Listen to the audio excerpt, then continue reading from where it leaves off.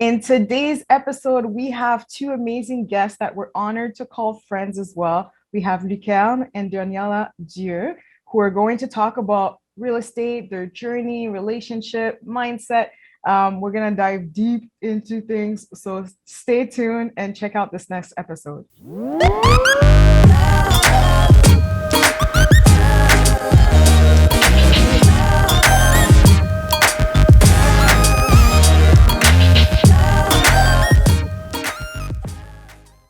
Welcome to another episode of Same Page. I am Ninal Semejis, and this is my lovely wife. Sarah Simajist. And today we're really excited to have two young real estate investors right here in Ottawa, Lucarne and Daniela Dieu.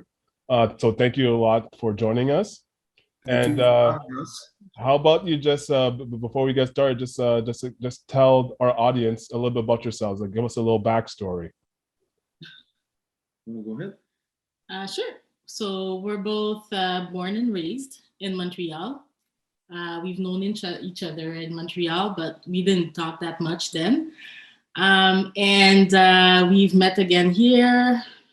Long story short, we got married and then and started, life together. And we realized that we're high achievers and we absolutely need to have a project going on to be happy in our couple. So we found real estate as one of those many projects we have. Mm-hmm. We also have a son, he's 4.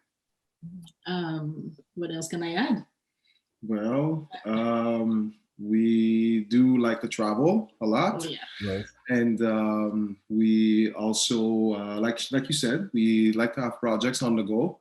I think it keeps us busy and it keeps us looking forward instead of looking sideways. And I think she pretty much touched on everything. We do like sports, even though she doesn't like to admit it, but she likes sports too. Don't admit it. She'll be on TV every Sunday, all day long. Yeah, she gets to watch all the and all the football and all the hockey, tennis, golf, name it. This is part of the equation. Yeah. And we love real estate as well. And the other thing we are really keen into is developing ourselves and adding more to our knowledge base so we can move forward in the different things we have going on. Okay. Daniela, you said something. You said, you both said that you guys like to have a project on the go.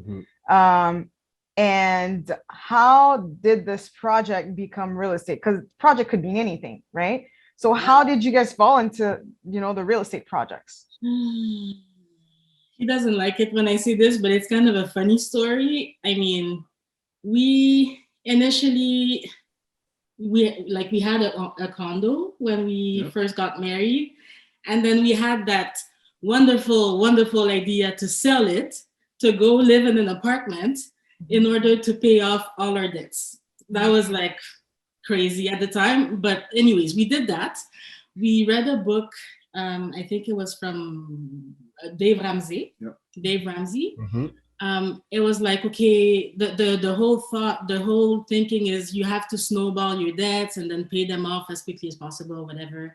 So we tried to do that. And then at some point he came back home scratching his head and he's like, you know what? At the pace we're going at, we're never going to have enough money to pay for a down payment for our house. So we need to think outside the box. This is not working. We'll be like 40 years old, still trying to save up for that down payment. So that's when we decided to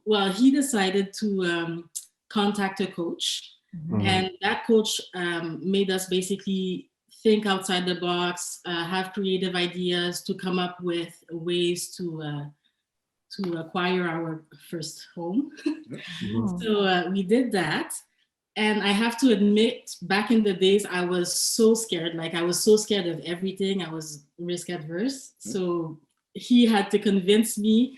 He was getting the coaching. He came home with the ideas and tried to convince me that this was the way to go. Mm-hmm. And until we were faced with like we told our landlord that we didn't want to renew, and at some point, like towards the end of the lease, we realized that okay, we have nowhere to go. Yes.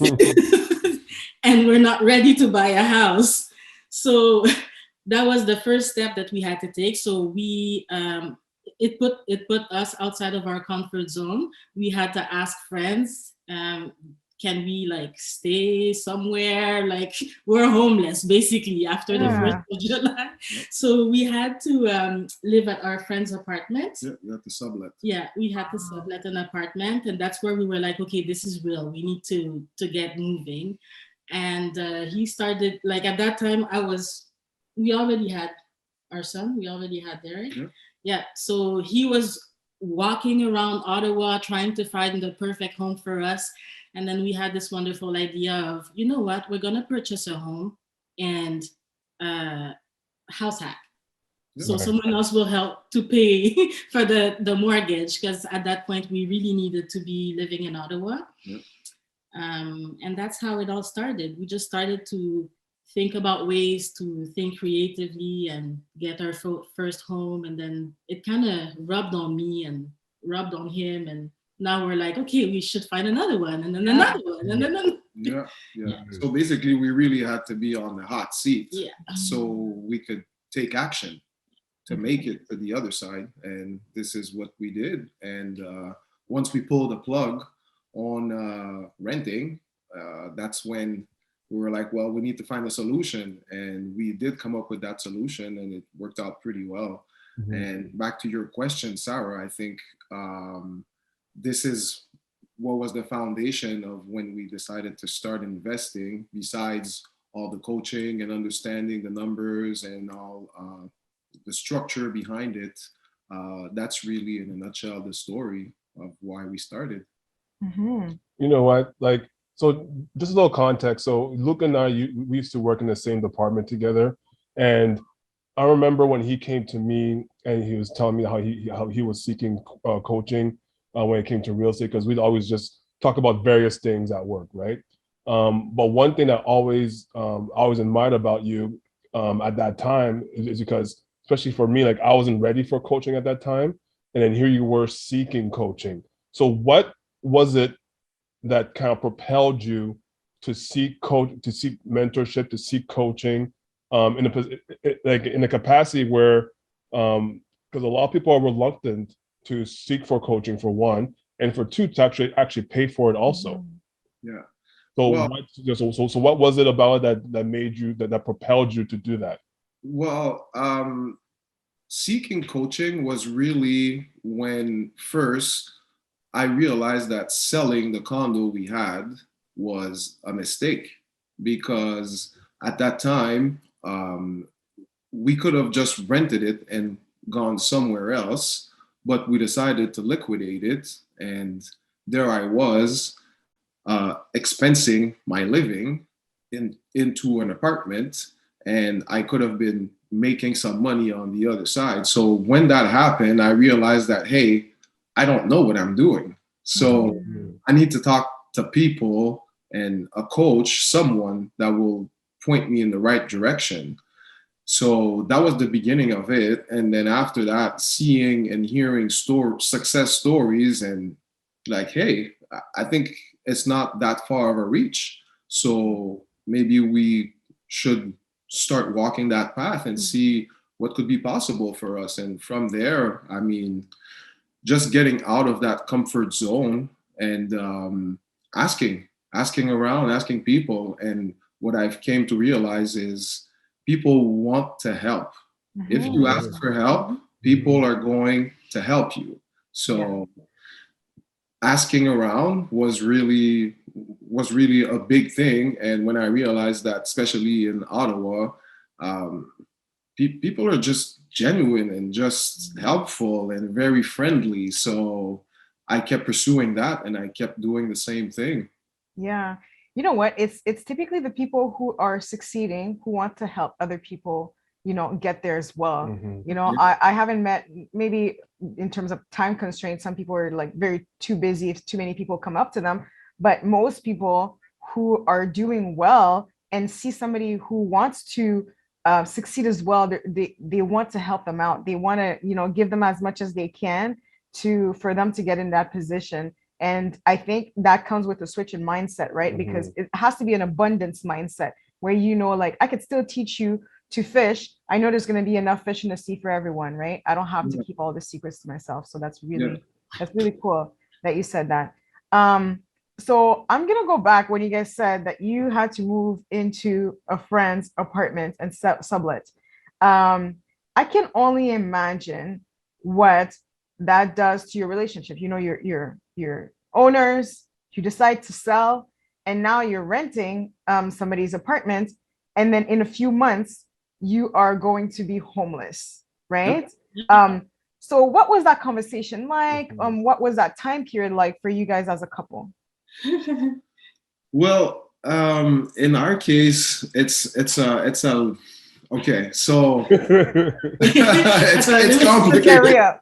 It's complicated, but I can say I can see like you're like bobbing, like, oh, I don't want to remember this time, because there's a lot to it. There's a lot to it, and there's a lot of emotion that were involved.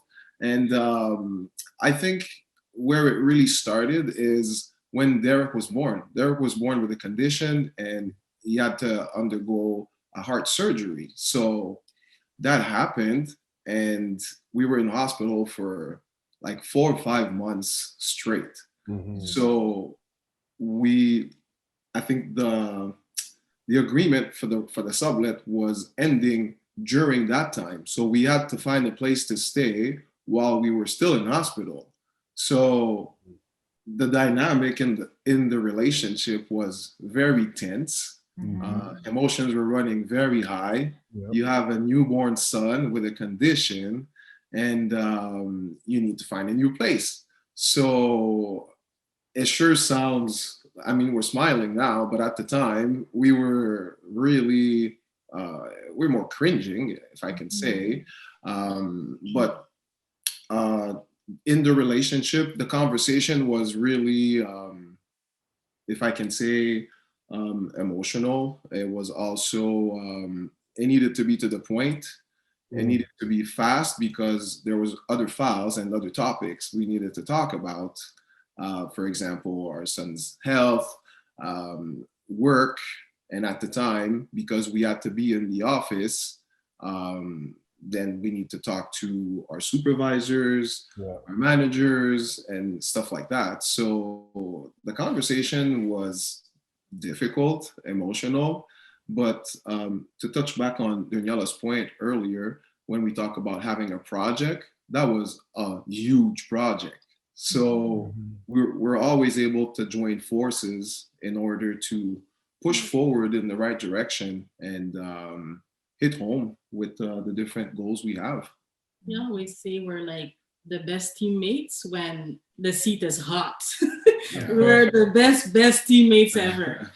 And then when projects are done or like things start to calm down, we're like, hey, you're there. And I don't like this. So we start bickering and we're picking at stuff that really don't make sense. But when the seats are hard and we had like to look for a house, we had to decide whether we would live on the Gatineau side because it's cheaper on the Ontario side for health, the health services. And like, I mean, so many things were going on. We found a way to, I don't know how to explain this, but we kind of found a way to communicate without ripping each other's heads. Yeah, that's important, right? Yeah. It went well. I don't know how we did it, but communication. Yeah, communication is really key. And I'd say when one person is very emotional, try to wait for your turn to be emotional. Don't be emotional at the same time. And you kind of have to recognize that. And absolutely. Our experience is what it really taught us. I mean, you can have your moments. You can also choose when you have your moments. So whenever we realized that, the conversations got a little easier, and One thing that was really important also is to be there for the other person when they need support, right? Yeah.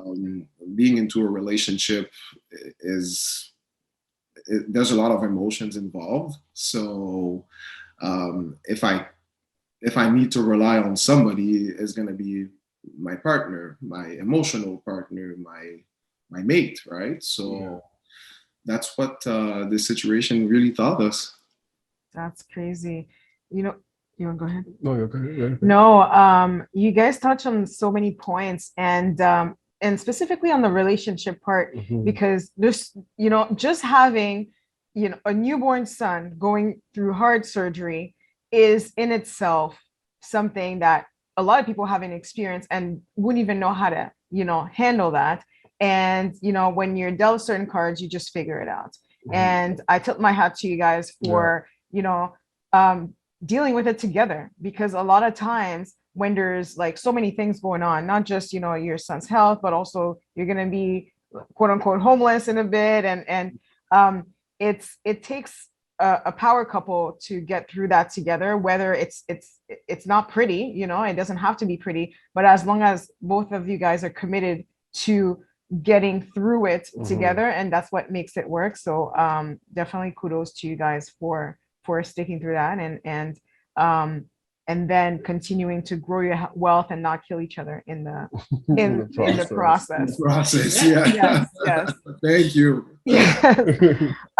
Let's talk about that project, that infamous Yes. project that I think maybe a few people know about, but maybe not all our audience. I'm referring to the one during COVID.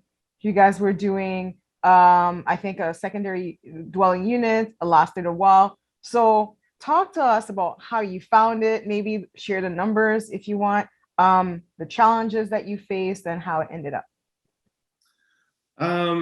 So how we found it, it was on a snowy Sunday in December when you think no one is looking at the market. And at the time, I don't think people, I mean, not as much people are looking at the market. So it was in December, and it was December 2019, if I recall. And our realtor calls us and he says, you need to be looking at this. And I was on the computer looking at the deal. And he's calling me at the same time. And I'm saying, well, we're looking at the same thing. And it looks like it's a good candidate for what we're trying to do. So we look at the listing, and the listing is no delayed offers. We run to the property and look at it, and it's the perfect candidate. It's going to be working fantastically. The numbers look great. I think at the time they were asking for about 450. We came down to maybe 430. Nice. And that's before COVID, people. Yeah, exactly. So, There's no 400s in Ottawa anymore. Exactly. So we ended up buying the property at 430, and closing was mid-January 2020. So between the offer process and closing, we work on the deal, make sure everything happens, and then we close. And it was kind of like everything was going well. Yeah. Like we submitted to the city for permits. We got it in less than a week. Yeah, it was unheard of. Mhm. So we said, all right, well, we got the keys. We give it to our contractor. Papers are signed. Contract is ready to go. Funds are ready to go. And then let's move forward with the project. Demolition is starting. And then March 2020 happens, and the world shut down. Yeah. The world literally shut down, and nobody really knew what to do. What do you do? Well, you're not allowed to go this place. Everything is closed, and we have a project going on. And I think this project made us realize how contractors, they don't only have your project on the go. Exactly, right. They never do. They have other projects, and COVID really highlighted the fact that people choose the project that brings in more revenue. Yeah.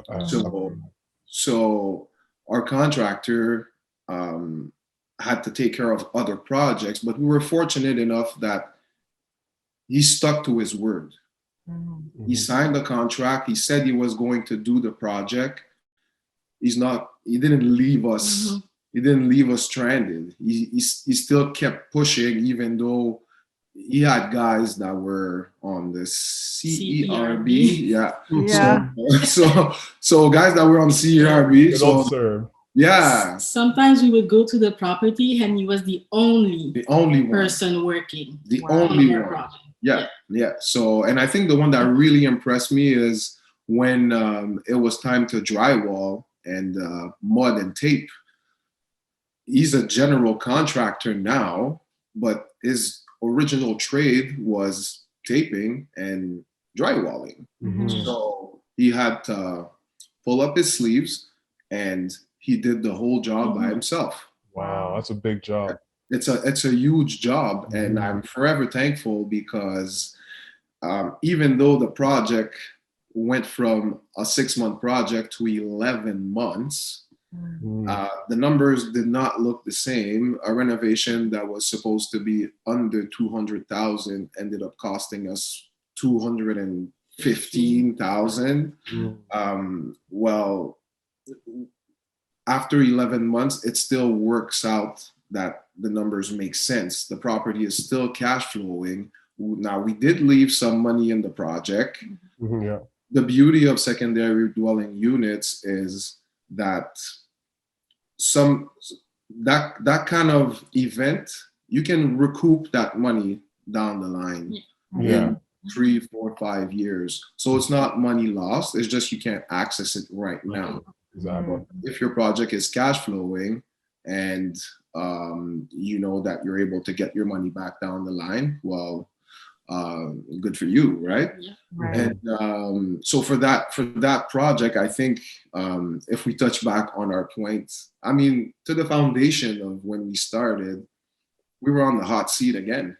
You were on the hot seat again. You have a project that is empty, sitting vacant, and there's no revenues coming in, and you need to convince your contractor to come to work. You need to convince the lenders that the project is going to be completed. You need to convince yourself that it's going to be completed as well. So at times it was really discouraging. I can say it was really discouraging at times because there was nobody. And like I said, our contractor really came through on this project for us. And at the end, I think we also came to realize that COVID had an impact on appraisals, refinancing. Everything was super slow. So we ended up closing on that project and renting it out. And it's working really well for us now. Very good. Yeah, because I remember you guys going through that project. I remember actually walking through it and seeing the end result after those long 11 months. And so what has those like your previous experience through, whether it's real estate, life experience or whatnot, what were you able to stem from those things to get you through that tough period right there with that project? The first thing that comes to mind, it's building relationships with the people you work with. Because behind the mortgage broker, the realtor, the contractor, behind all these titles, there are people. And it's important to connect with them because sometimes they're probably going through something as well. And instead of accusing and picking a fight with them, maybe it's good to understand what are they going through, and is there something maybe you can do to help them? And from there, maybe we can join forces in order to tackle what needs to be tackled so everything can move forward.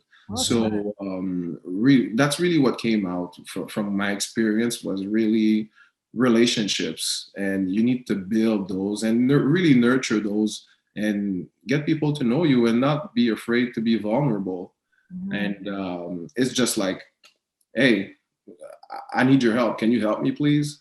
Yeah. It's the same thing, right? You go to people and tell them the truth and tell them this is what's going on, and then you'll be able to get better results than just going formal and using, well, we have this contract and you should respect the contract, da da da. No, I think it's not the right way. So to answer your question, really, it's relationships. I think I can say up to this point, like this experience has made us like we're friends now with our contractor. We're friends with the mortgage broker. So when we talk to each other, I don't feel like, yes, of course it's business, but we also have a friendship, so that the next time I call and I say, hey, I have a project you want to come and see, to my contractor, he comes right away, and like we're walking through and he's giving his experience, his experience, what he thinks about the property. Yes, it's a good deal. No, it's not a good deal. And that's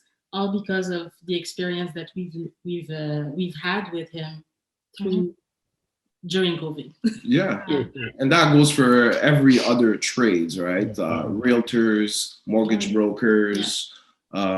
We've built relationships with them that when we call, it's a business call, yes, but it's a friendship call as well. Nice. Yeah, that's awesome. So I feel like even in this one project, you guys probably have a lot more experience than somebody who bought maybe a 20 unit, but everything went smoothly. Just because of the experience that you go through, I think, bumps on the roads are definitely things that you can utilize for future projects. So that gives you a lot of wisdom and a lot of tools in your kit to move forward with different projects. So now, as it stands, that project is complete. You guys are just an old, boring couple. Now you bicker all the time. So what's next? What are you guys looking for, or do you have anything on the go? Well, we recently put in an offer on a 10,000 square feet lot close to the Blair station. Nice. We're still debating what will be the highest and best use of the property. We're still looking for our own home because we're still house hacking at this time. So maybe we could move into it. Maybe it could be an extension. Maybe it could be a tear down and rebuild. There are a lot of options, considering the size of the lot and considering the location. So right now we are working on closing that deal in January 2022. So we're done fighting for a little bit. Until the next one, until downtime, right? Yeah. That's awesome. You guys are a gem. I really appreciated this conversation. I think our audience will find a lot of value in this conversation. Oftentimes I find that some people reach out to us and they want to know how to reach, our guests. So please tell us or tell them how they can reach you on social media. Social media, you can look us up on LED Properties.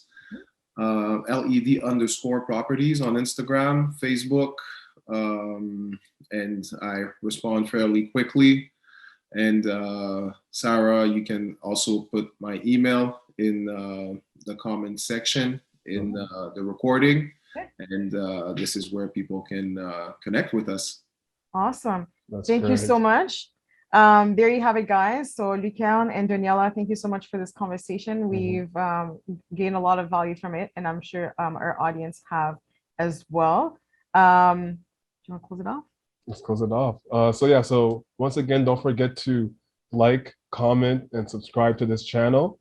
And if you have any questions for our guests, please feel free to provide comments for that. And until next time, everyone. Thank you. And don't forget to live your truth.